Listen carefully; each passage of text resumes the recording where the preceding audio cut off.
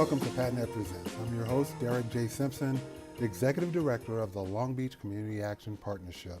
And on PADNET Presents, we introduce guests that we hope will inform, empower, and engage you by the stories that they tell. I'm very honored to have someone that I consider a friend and a colleague and very esteemed in terms of our local community, but now nationally, because he is the chairman of the Federal Maritime Commission, and that is Mario Cordero. Welcome, Mario. Thank you so much, Derek, and thank you for the invitation. Sure, always. I know that people now, we share you in DC, and I know that you just flew in last night, primarily for this show, as well as other business that you take care of. But before you went to Washington, D.C., want to share just a bit about what you were doing in the community. You're a local attorney, and you were doing some things at the college. Can kind of give people an insight on who you are. Well, thank you again, and Sure. It's an honor to be here. Prior to going to Washington, my primary mandate was having served on the Port of Long Beach as one of 5 commissioners. Right. And it was as a result of that experience that took me to Washington. And in that, in terms of my professional career, I've been a practicing attorney.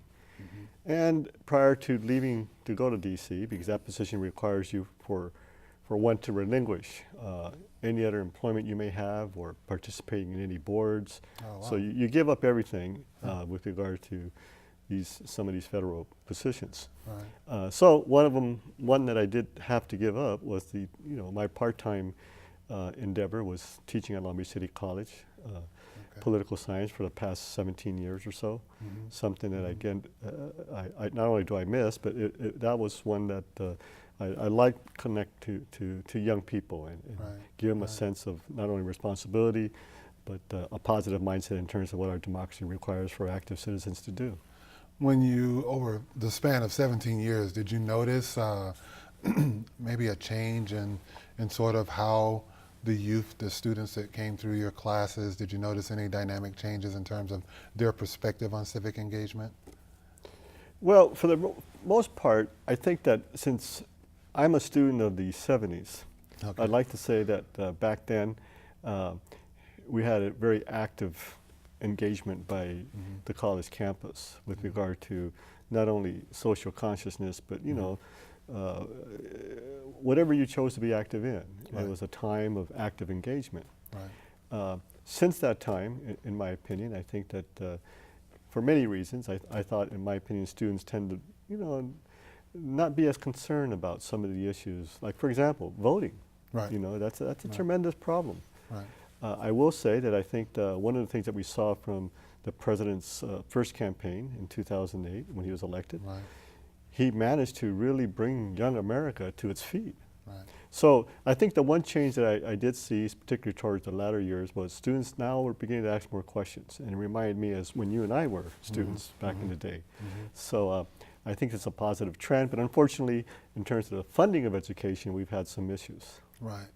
Now, I know that you mentioned President Obama's first election. I can remember here we have a program called the LAMP, the Leadership Academy Mentoring Program, and the teens were coming in, and some of them were seniors in high school, and Mrs. Simpson, did you vote? Did you vote? And there was, you're right, there was a big excitement that was being experienced nationwide. Jumping forward to where you are now, it seems in recent elections, it's those off elections that seem to have a drop in voter turnout. Would you agree? And no, absolutely. The midterm elections have always been problematic, no matter who's in office, right. whether you're a governor or whether you're a president. So I think our challenge is to have the same type of excitement in non-presidential mm-hmm. Elections, have that same type of challenge with the base. And I'm talking about the average American who needs to really have this responsibility to vote in each and every election, because it's extremely important.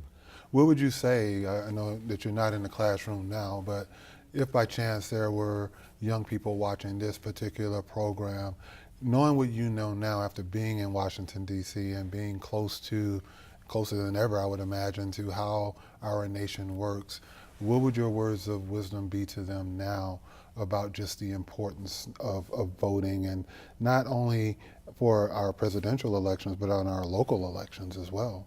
What would you say to encourage them to be engaged? Number one, visit Washington. Uh, I know, Derek, you recently, in the last year and a half or so, you took a group of students from Long Beach. Right. I think we could both agree that when a young person has that experience of visiting the capital of the greatest nation in the world, and visit the Martin Luther King Monument, the Lincoln, the Jefferson, you do come away with a sense of just this energy. And I think that would be my commentary to students, because, if you have a lifestyle where you just get up and do the same old thing, and you go to the same old routine, and unfortunately many of our young people in America have challenges with regard to the environment that they live in, and the lack of funds to attend a good university. You get re-energized when you go to Washington. And my last comment on that, just this past weekend, the weekend before this past weekend, I was with a group of students from Howard. Students who, in fact, one student I was introduced to is from Long Beach. He attended the Mathematics and Science Academy here. Oh, yes. And, when these students see the other side of what this country offers in terms of history, our democracy and government, there's a lot of positive aspects. And for students to actually see it and get that experience, I think it's, extremely beneficial. I know that in your current position, you're constantly traveling around the nation, actually, where there are ports, and we'll talk more about that.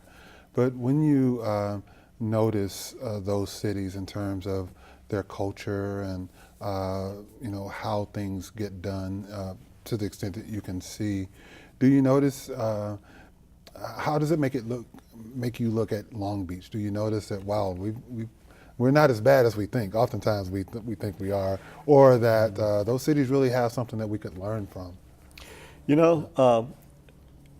Number one, it reaffirms what I've always believed when I was here as a commissioner in Port of Long Beach. And for that matter, the same could be said of a commissioner to Port of LA. It's the largest port complex in the nation. I was very blessed to be part of an experience in Long Beach where we were innovators in many areas. And to your question, when I visit other parts of the country and visit these ports, everybody knows what Long Beach is doing. Everybody knows what LA Long Beach has accomplished by the nature of the economy, or the importance of the economy of this port complex, and what they do as innovators. So I think it reaffirms the fact that Long Beach has always been a leader in many ways with regard to port operations. Do you think that, and just one last question, from a college perspective, do you notice, because I'm sure you speak at universities on occasion, not necessarily as a adjunct professor as you were at Long Beach City College, but speaking to the community college scenario and life there, do you see great value that you would like to express to youth that are watching that may sometimes feel like, oh, it's a secondary chance, as opposed to I couldn't get into the university, so I settle? I personally found that when I was in college, that my experience at a community college was probably one of the best years of my life, because it helped me get centered. It helped me have a greater appreciation for my education, and then from there I launched into a university. But just helping a young person make that decision right now, what would your insight be to them, community college versus a university? Well, number one, throughout the country, students are going to community college in a lot more numbers for a lot more reasons, primarily financial. Unfortunately, let's take, for example, the state of California. When I was a young man going to college, California committed 70%, or excuse me, the education institutions, 70% of their revenue came from the state, essentially. Today, 20%. Wow. That's a substantial drop. And as a result, it's expensive to go to school. Right. So today, many students are going to community college because of financial necessity. Right. And so you have a good, diverse group of people who go to community college. But the important thing about the community college experience, it's a small family, no matter what community college you go to, as opposed to that four-year college. So it does give students the opportunity to be take their prerequisites, like political science, and have a more personal touch and to it, including the faculty who teach at each college. Have that personal touch with students. Yeah. So, and last I'll say that we're so fortunate here in Long Beach that we have Long Beach City College with the leadership they have through Superintendent Oakley, right, and the partnerships. I was listening to the mayor's State of the City address last night by way of the webinar. Right. I mean, what we're doing here in Long Beach in terms of this partnership with universities, Cal State Long Beach. The College Promise, yes. The College Promise. City College and Long Beach Unified School District. This is a great a city to be in right now for any kid who's in our high school district in terms of opportunity. Yeah, and hearing you talk about Howard, I know it's a historically black university, college and university, and I know that kind of nurturing environment exists at HBCUs for those who may not know much about that particular experience. I was fortunate to have experienced that as well. Kind of went the gamut, community college and HBCU, and then a major university at the University of Alabama. But I know that also having professors such as yourself with such a depth and breadth of knowledge is also an opportunity at those colleges that they can build those relationships. And I've found in my career, in my life, that relationships are at the core of everything, whether it be business, education, or life in general. In fact, I was meeting with a small group of Harvard students, as I stated, and with me was an African American ex-dean of Yale Yale University. Wow. From East Cleveland. You know, and he went on to Berkeley, Yale, then taught at Berkeley, and then taught at Yale. And we were talking about that aspect in terms of students really, how important it is to network. Yeah. Because you never know where the opportunity comes forward. Right. Clearly, I could stand here and say that myself because, you know, did I plan to get a call from the White House one day asking me if I wanted to be considered for a position there as commissioner? And never in the world did I even think that that possibly was going to happen. Right. Well, we're going to take a quick break, Mario, and when we come back, we will continue our discussion with Mario Cordero, Chairman of the Federal Maritime Commission. And now that we've talked about his experiences working at a community college before he went to be a Harbor Commissioner, we'll get more into that, so stay with us.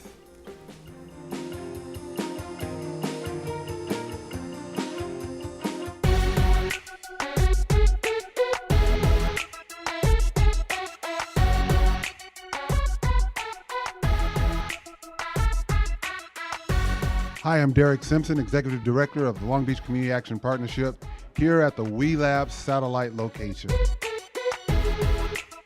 PADNET, with them being the media company that they are, with entrepreneurs that we have that can use such innovations, you know, to better their business. And I think also the vision that We Labs is being given by PADNET with their advertising, and then vice versa. I think it's very important for the two of us to be here together. So one thing PADNET offers is for us to make it what we want it to be. It's our voice, it's our channel. And this gives another whole group of people that may not have gone down to the library, that may not have gone all the way up to North Long Beach to be part of creation at the site, of using the studios. They'll come here. You have the ability to come here and check out a field kit, like a DSLR camera, lights, audio kit, everything that you need to produce the content to create a program for PADNET. I have freelancers, contractors coming in, and I am building my business here.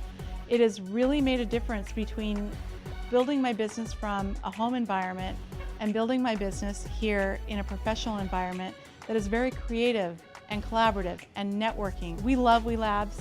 We couldn't have done it without it. I'm a part of Long Beach Tech, and we would really love to have more people involve themselves in the daily and weekly, monthly opportunities that present themselves at both We Labs, PADNET. The people and the energy here, there's so much technological knowledge, there's so much entrepreneurial spirit here, and it's a perfect fit. And we're really excited about all the possibilities that this satellite is going to bring.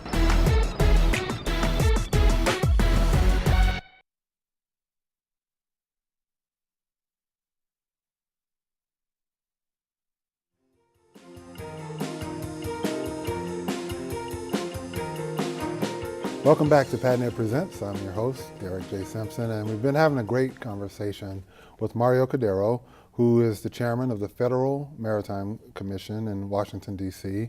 But before he got to Washington, D.C., he was here in Long Beach, and your roots are still here. You still have your home here and family here, and you just make that commute back and forth. So let me ask you. A long commute. A long commute, yes. How often do you get to come home? I try to get back here every other week. You Okay. know, Okay. for a few days, the weekend, and a couple of days. So So you have enough frequent flyer miles to go around the world by now. absolutely. I'm a big fan of JetBlue. I bet you are, as am I. But Mario, before you got to the Federal Maritime Commission, you're at Long Beach City College doing your thing there. You're practicing law here. And all of a sudden, I'm assuming you got a phone call or an email from Mayor Foster. Was it him that then asked you? No, actually, I was teaching. I was actually teaching, I taught once a week. Okay. And that particular semester, because I usually always taught the night class, Right. but that particular semester I was teaching an afternoon class. Okay. Because one of the dean had asked me if they needed help. So I committed to teaching the afternoon class. And right before the break, I get a call, I look at my cell, and it says unknown. And I thought, I'm not going to pick up this call. I hate it know when who that is. happens. Unknown. But there's something told me that I should pick it up. Right. It was the White House. And we had just taken a break from the, because it was we took a break in the middle of the course there in the afternoon classes. Right. And it was the President's Counsel, and he introduced himself and asked me was I willing to be considered for a position on the Federal Maritime Commission. Now, I was awed by the call. I never imagined I would get a call Right. from the White House. Right. And of course, I said yes without even Yeah. thinking, because my immediate thought was, yeah, and they're probably calling 50 other people throughout the country. So, Right. I said yes, and Right. without thinking the dynamics of what if I was the person selected. Wow. So that call then, if we were to back up, was a result of the work that you did serving locally here on the Port of Long Beach Commission. Right. Later I'm told that they were looking to fill a fifth seat on the commission, and the president was looking for preferably someone from a port authority and someone who had a resume of raising environmental conscience in the maritime industry. And talking about the Port of Long Beach, where do you go for that? And it was the Port of Long Beach who had made a name of itself, not only in the nation, but in the international maritime community about green initiatives. So that's how I'm told that my name even came up. Right. Well, let's talk about the green initiative, because that was under your leadership, right? You were one of the major champions of that at the Port of Long Beach. I was very blessed to be part of a commission that we knew our mandate, and when I was appointed by then Beverly O'Neill, the environmental issues were rather difficult. There was a big debate, and she was looking for someone to, look at this issue and see how we could mobilize this question about, along with, this community involvement by the port at that time. Right. And so that was my mandate, and I'm proud to say that that's exactly what I did, and along with the port commissioners who were on that commission at the time. Now, what did that entail, Mario? I know that the trucks were a part of that, and I know that how the ships came in, and how they were generating energy while they were at dock. What was all involved in the greening of Long Beach Port from your perspective? Well, from my perspective, what we needed to do, number one, is to have a plan of action. Okay. More specifically with regard to reducing emissions as a result of port operations, whether from trucks, whether from vessels, whether from heavy equipment. And that's the road that we, in fact, went down. You know, we specifically honed in or chimed in on air emissions. And, you know, I remember in my first year there as commissioner, in fact, I think it was in my first 6 months, I had a conversation with the then director, Dick Stanke, and I said, you know, I think let's cut to the chase. We should have a green port. Why don't we just rebrand ourselves and let's have a green port and map out how we're going to do this.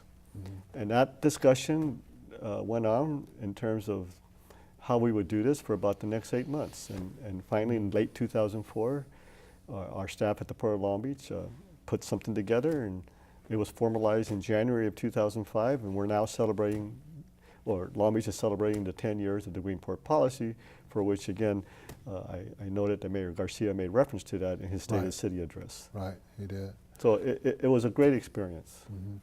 Now, I would imagine that came with a cost. Was it initially considered a prohibitive cost that was worked around, or how did you go about addressing that element of it as well? Well, one of the major questions in terms of what was being debated was, what would this cost? And it was a major cost. Right. I mean, just to, you know, let's talk about onshore power, or cold ironing, as they refer to it, you know, hooking up these vessels to operate by way of electricity as opposed to using that dirty oil bunker fuel that causes the black smoke from the stack. Right. That investment alone by the port was over $200 million. Wow. But I think the good thing about having such a big port complex with the kind of revenue these ports have, both LA and Long Beach, you know, they have the wherewithal to, and obviously we did, to make that type of investment. And I think that what was lacking before. We made a clear investment based on our brand, the Green Port, and a plan of action, which was the Green Port policy. And the rest is history. And I think it will always be an experience that I will cherish. Now, when you were in the midst of that and you started to realize success, and now Long Beach Port is becoming more and more green, what were your fellow ports, if I were to call them, let's say in the state of California and around the nation, what sort of feedback were you getting, or interest were you getting from them? Well, initially, it was not positive feedback. You know, sure. I could tell you that. Yeah. Initially, there was a lot of concern by the port authorities and the industry with regard to going down this road, and primarily the costs. Right. And of course, you know, if you're a trucking company or a terminal operator, you want to make sure that you're able to operate a business without that it's cost effective.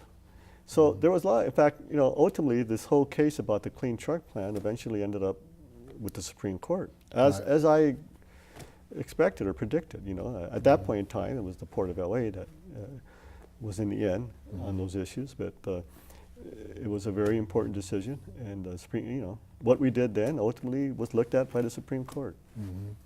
And I know the U.S. Supreme Court. Right. When you think about the Port of Long Beach, I know that the west side of Long Beach, we happen to operate a youth program over there, and one of the concerns as we were operating that program were that the west side of Long Beach is on one side, it's the Long Beach Freeway, on the south it's the port, on the north it's the 405, and on the other side it was the Terminal Island Freeway, and so the incidence of asthma was very high, and still is, as I understand it, but gotten better in that particular area of the community.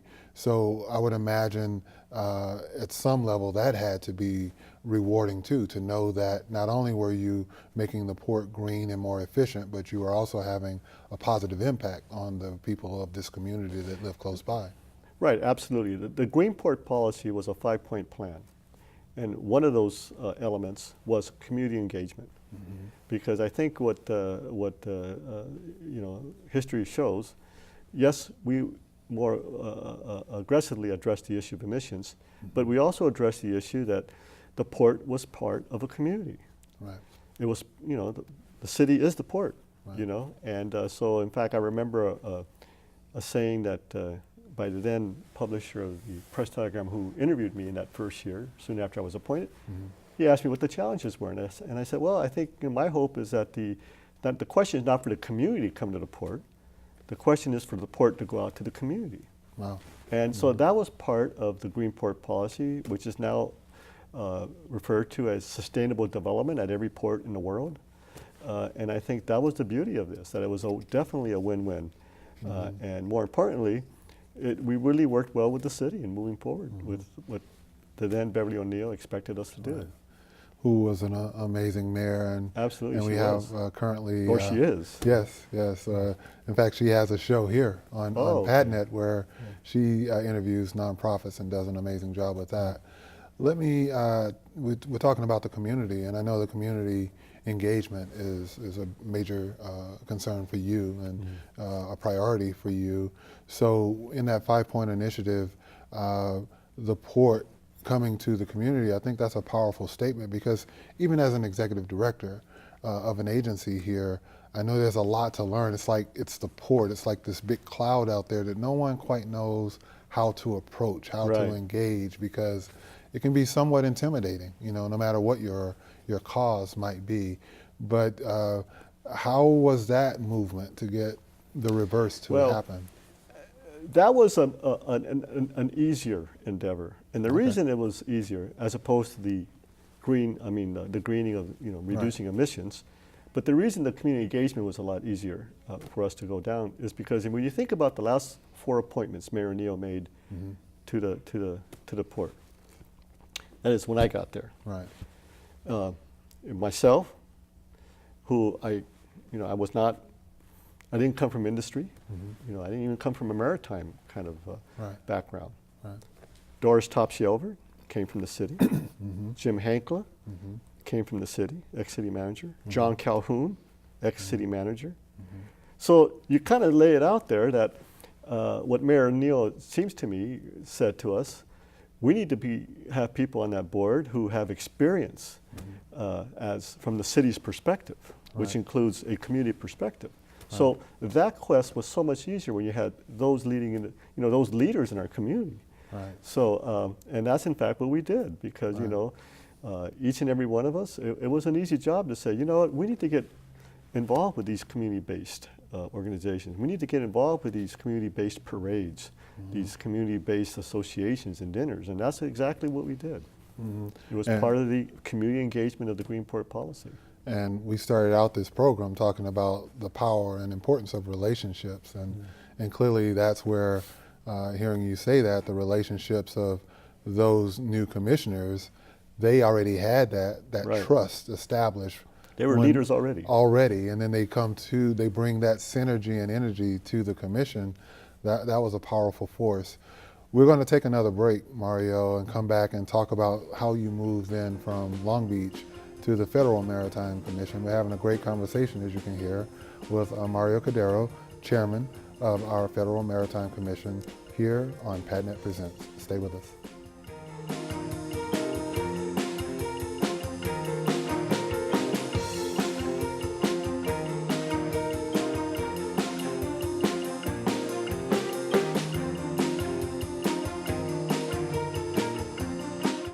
Artful Thinking is a Long Beach-based nonprofit founded in 2010 to create artful events that educate the public about HIV and breast cancer while raising funds to support those services. Since then, we have brought Long Beach 2 successful comedy nights with Paula Poundstone and the monthly film series Out at the Movies, which featured appearances by Lily Tomlin as well as others. Beneficiaries include the Woman to Woman campaign in Long Beach, the Christina Applegate Foundation, St. Mary's Hospital's CARE program, the AIDS Assistance Foundation, the AIDS Food Store. Contact us at info@artfulthinking.org. Thank you.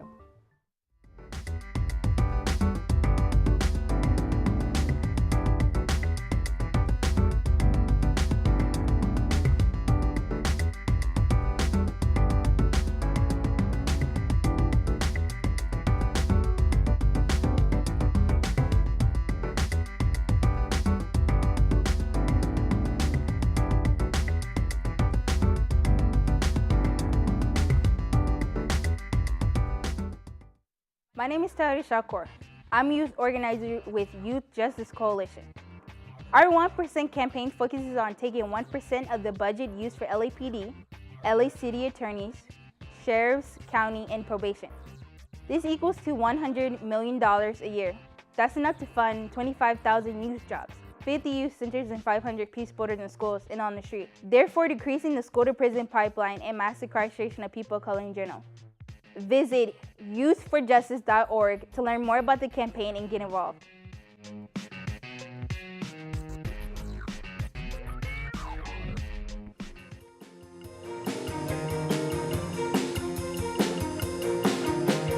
Back to PADNET Presents. I'm your host, Derek J. Simpson, Executive Director of the Long Beach Community Action Partnership, where we have a mission of helping families move from poverty to self-sufficiency.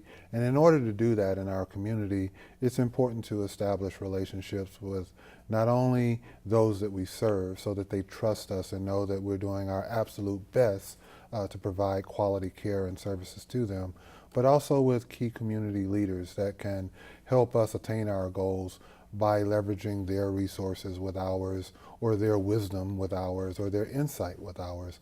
On this particular program, we've been having a great conversation with someone who I've considered a friend over the years and a colleague, and is now in Washington, D.C., and that's Mario Cordero, who is the chairman of the Federal Maritime Commission. Mario, we've talked about your time as an instructor and an attorney prior to getting on the Port of Long Beach Commission, and then you got the call from Washington, D.C., but in the break you were sharing the story about how long it took for them to confirm once they asked you if you would consider it, the position, how long it took, and you kind of had some second thoughts, but then you had some enlightenment from a place you might not have expected. Share that story. Right. You know, when you're asked to be considered for these positions, it's a long process. Right. You know, there's the interviews, and then once they decide who this person will be, you have to go through a background investigation. That takes months. Mm-hmm. And then once that's completed, then you're officially nominated. And then at that point, then it's up to the Senate to go through the process of Senate confirmation, which in the years of Mr. Obama's presidency has been rather challenging given the politics of what's occurred there in Washington.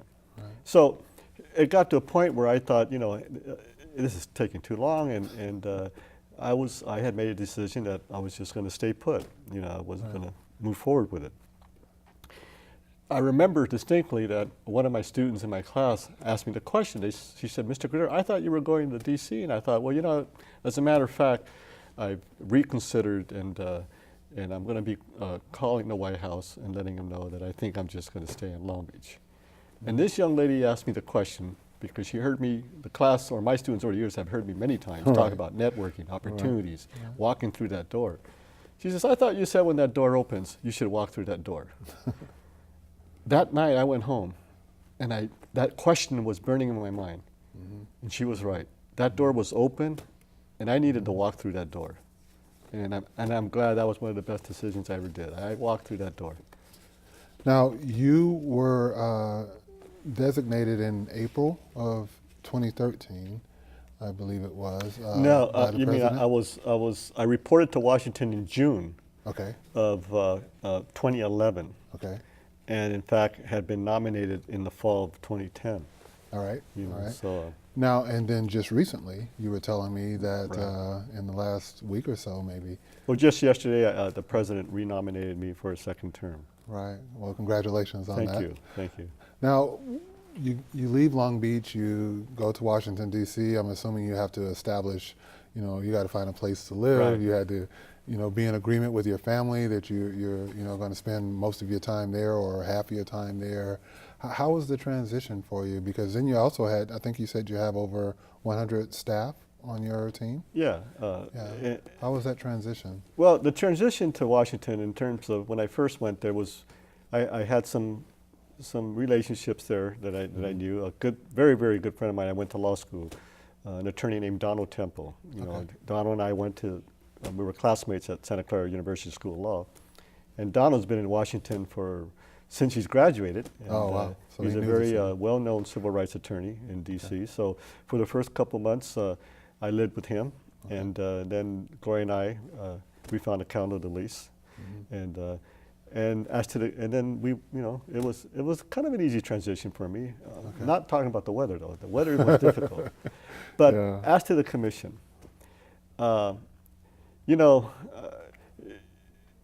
my days in Long Beach, which was such a great experience. But when you talk about politics and the involvement of politics on a commission or on an agency, there is no level how high that is until you experience Washington, D.C. So me always being a student of politics, I think it was in part an easy transition, but it is one that really elevates you in terms of the type of leadership you need to exhibit and how you exhibit that leadership. And I'm speaking for myself, right. Leadership is something you continue to learn every day, and So now the professor was going to school. In the school of life. That's a good way of saying the professor was going to school, absolutely. Right. And the school of life is sometimes a harsh teacher, but it's a teacher nonetheless that we have to really listen to the lessons that are being taught. Right. And for those who may not know, what exactly is the responsibility of the Federal Maritime Commission? The Federal Maritime Commission is an independent regulatory agency. Their specific mandates to regulate the international trade, the international ocean transportation system, and more specifically, the carriers that bring all these containers to the country, whether it's on the East Coast or the West Coast or the Gulf. So that's their mandate. The commission, as it's structured today, was actually something that was put together by President Kennedy in 1961. Okay. Again, because they felt, and when you think about the vision back then, the Kennedy administration felt that we needed an independent agency to specifically regulate the foreign commerce, that is, the foreign carriers, which bring our goods here, and the movement of those goods, that international transportation system. Now, when you look at containerization, look at 1961 and where we're at today, I mean, our mandate is prophetic now, and it's really a great vision that President Kennedy had, and today it's a great mandate for me to be part of, particularly with this Port Authority experience I have with the Port of Long Beach.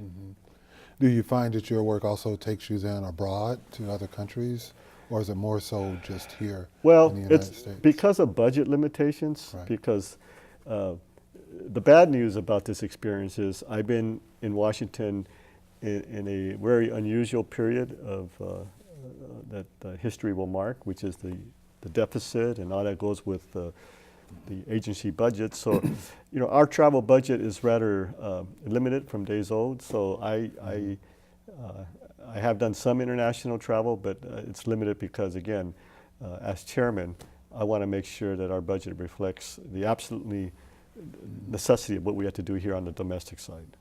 Now, as you reflect then on the years that you've been in office there, what have been some of the challenges that you found in implementing the goal and the mission of the commission? I think one of the challenges has been, and it's a challenge in every agency, in every government agency, is getting a group of people to have consensus on whatever issue that is.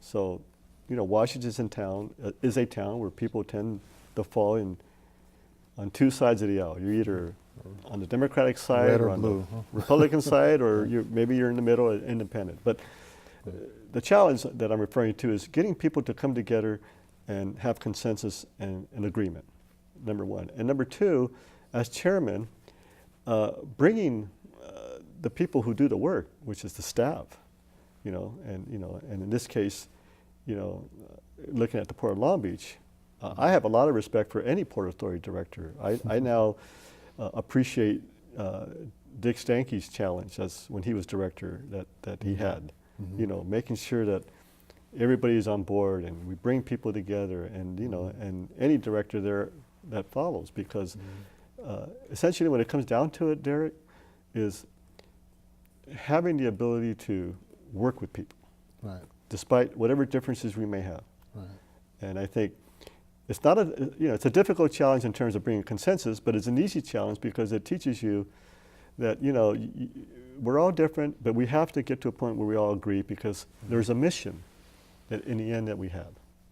And our mission at the agency is to make sure that we foster fair, efficient, reliable international ocean transportation system, and that we address the issue that we represent the American shipping public against any unfair practices. That's our mission.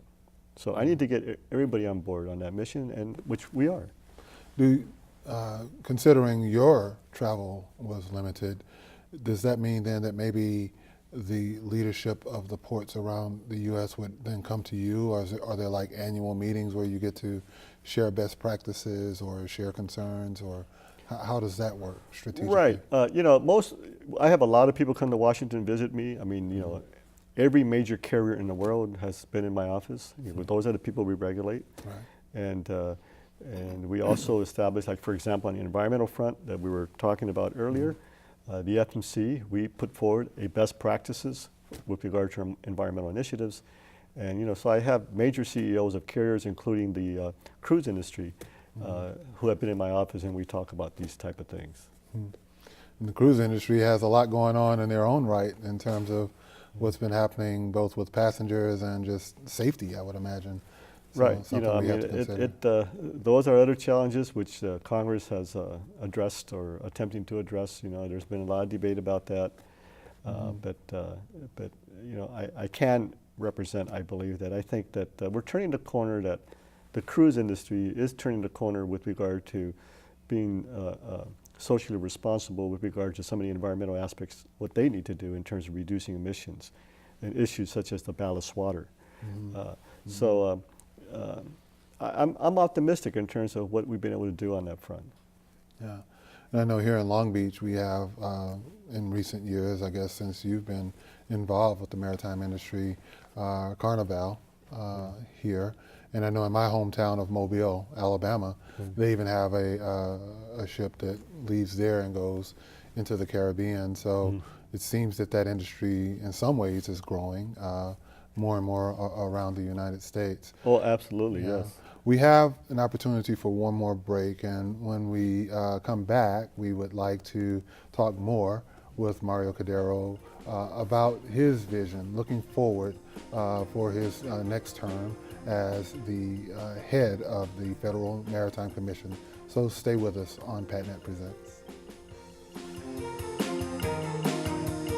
Hello, I'm Barry Kogert with the Jazz Angels. We've created an environment where seasoned jazz professionals and young students perform side by side. Our students range in age from 10 to 19 and come from a wide variety of backgrounds and schools. The jazz bands are organized by skill level rather than age. If you want to have a positive impact on our youth, get involved with the Jazz Angel team or make a tax-deductible donation. Please visit www.jazzangel.org or call 562-981-8410. Thank you.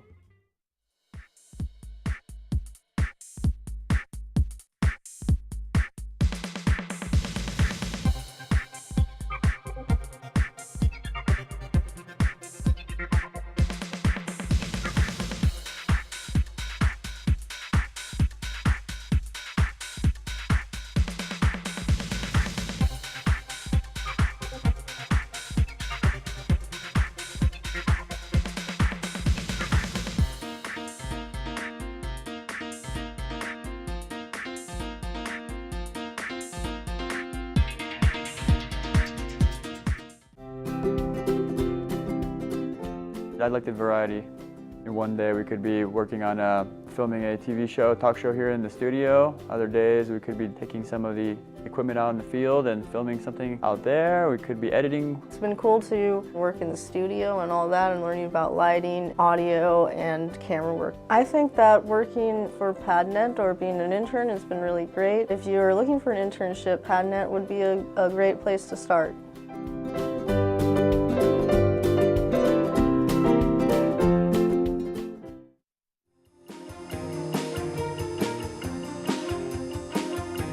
Welcome back to PADNET Presents. I'm your host, Derek J. Simpson, Executive Director of the Long Beach Community Action Partnership. And we're coming close to the end of our show here with the chairman of the Federal Maritime Commission, and that's Mario Cordero. Mario, I live about 1 mile from the beach in Long Beach, and when I ride my bicycle down there or drive down Redondo where it dead ends to ocean, there are many days that I can literally look out there and count maybe 8 ships just, anchored off the breakwater. The issue of port congestion is very real, both visibly and economically. What are your thoughts on that? Well, last summer, as chairman of the FMC, I said to the agency, this issue of congestion had been brewing. And it's not just the West Coast here in Long Beach. It's an issue that's global, and for many reasons. So what we set out to do is we're going to do a congestion study and report to Congress about the various issues in relation to congestion. So we held 4 forums, one here in Los Angeles at the Port of LA, one in the East Coast, Baltimore for the East Coast ports. The third one was in Charleston for the Southeast, and the 4th was in New Orleans. Mm-hmm. And the purpose of these forums was to meet with all the stakeholders and wrap our arms around this whole issue of congestion, whether it's relating to truck time, what they call queue time, truckers being unable to get into their terminals in any type of a reasonable time, and all the aspects. So obviously in the last several months, you've seen this clearly here in Long Beach, LA. And so that's our quest for the year, to deal with these issues of congestion, what needs to be done on that front to make sure that our port authorities are more efficient. And so we're doing a study as I'm speaking on this whole question. Are there immediate or obvious contributors? I mean, I think if I'm listening to the news in our area, it's the back and forth between unions and the shipping companies, et cetera. But if it's a national issue, I wouldn't imagine that same thing is cookie cutter across the United States. It must be different issues in different cities. Is that correct? Well, there's 2 fundamental common denominators here. Okay. Number 1, this issue of congestion at our ports, whether it's New York, New Jersey, or whether it's Long Beach or any other port, what it really comes down to is the industry has changed in many ways. One of the big changes has been the vessels that you see out there, the size of these vessels. Yeah, when I came to the Port of Long Beach, I remember a year or 2 later, we had an inauguration of a vessel that came into Long Beach that was what they call the 8,000 TEU vessels, 8,000 containers. Today, those ships are as much as 10, 12, 14,000. Mm-hmm. So that alone has created problems for the terminals to, load and unload those ships in a reasonable time, let's say 3 days at the practice. Mm-hmm. I think so. For me, while the media has focused on the labor relation component, let's remind everybody there's no strike, there's no lockout, labor has been working. There's much more other issues that have to be looked at at the end of the day. So, and in my opinion, I think that from what I've seen throughout the country, the operation in terms of our terminals, whether in relation to the loading and unloading of these containers in an efficient manner, all that goes with it, that includes the chassis, and the way we operate, these terminals are operated, which are operated by private enterprise. They're not public terminals. There's a dynamic there that, again, it's not what Mario Cordero is saying.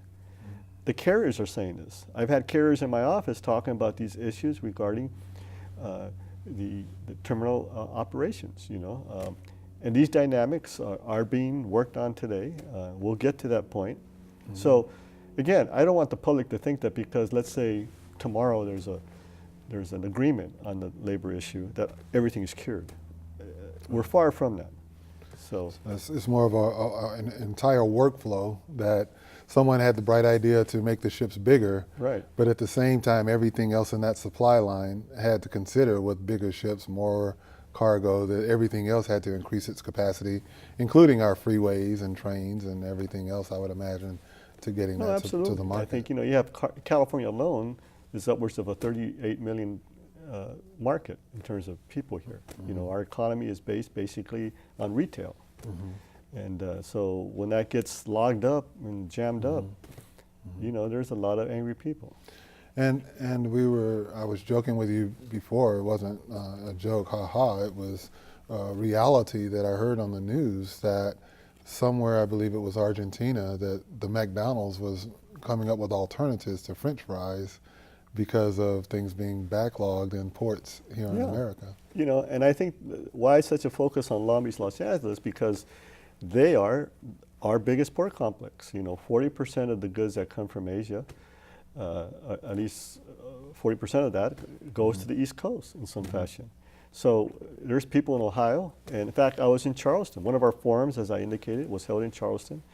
I was there back in October, and I was asked, I was told by a person in the trade industry, shipping industry, can you do something about what's happening in the West Coast, because it's holding everything up.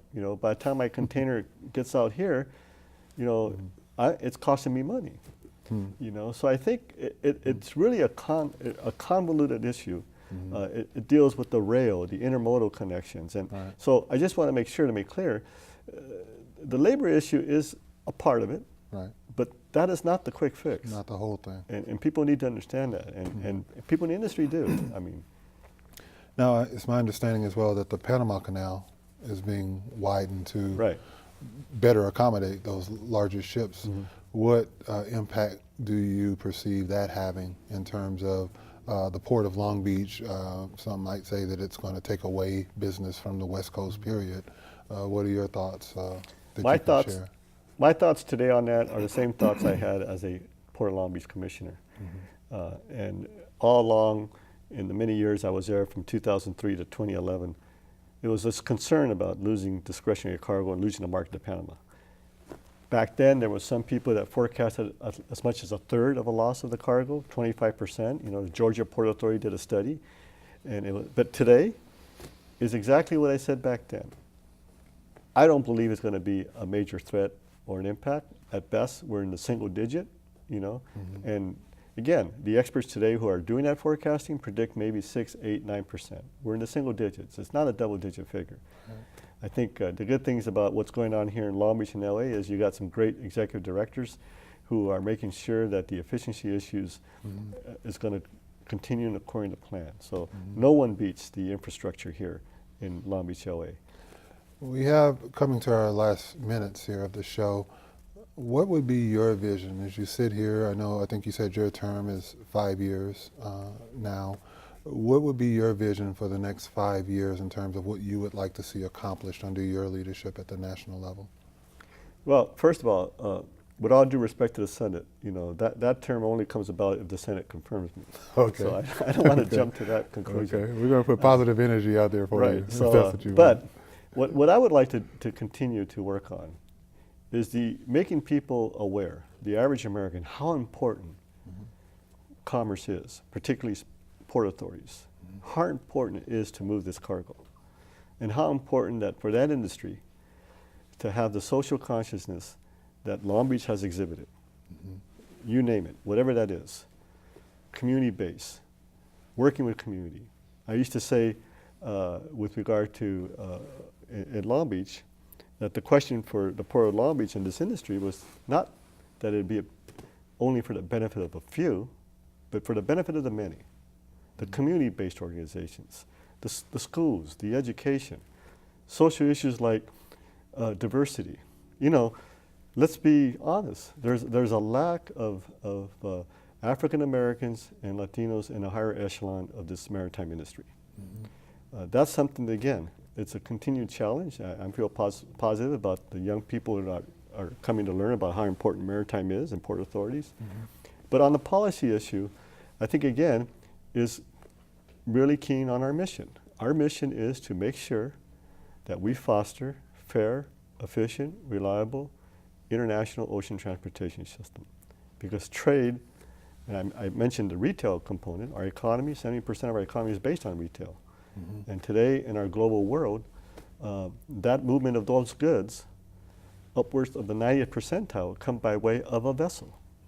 So I think that's the challenge that, again, to continue with the mission to make people aware, not only just community-based people, but congressional officials.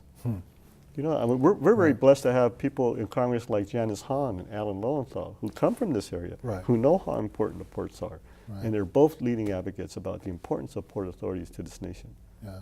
And Janice Hahn was on a guest of ours on this show, an amazing woman. She's doing a great job. Yeah. I was very pleased to just get to know her better in a 1-hour interview such as what we're having with you. And one of the comments she made was, Derek, there should not be a term in our vocabulary called the working poor. You know, that she wanted to work to increase, you know, the minimum wage and do other things. And I think the jobs that we're talking about in the maritime industry are jobs that indeed pay minimum wage, above minimum wage rather, and offer good career pathways that we would love to be able to introduce more of our youth to in our community. Absolutely. And I think one of the things that you heard Mayor Garcia say, his State of the City speech, which to me was very comforting, he wants to really elevate the amount of internship possibilities for young people, not only in government, but in the private sector. It is that exposure that as a young person opens up your world.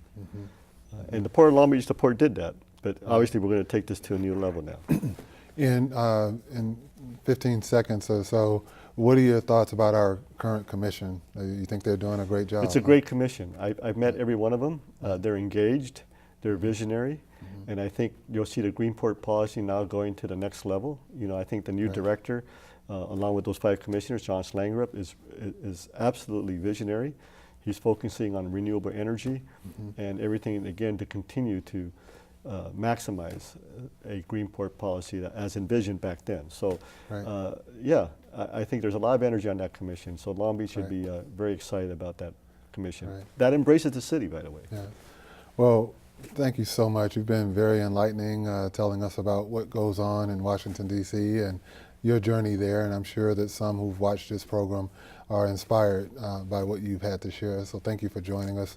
Thank you for watching another edition of PADNET Presents, another amazing guest, and we plan to have many more to come.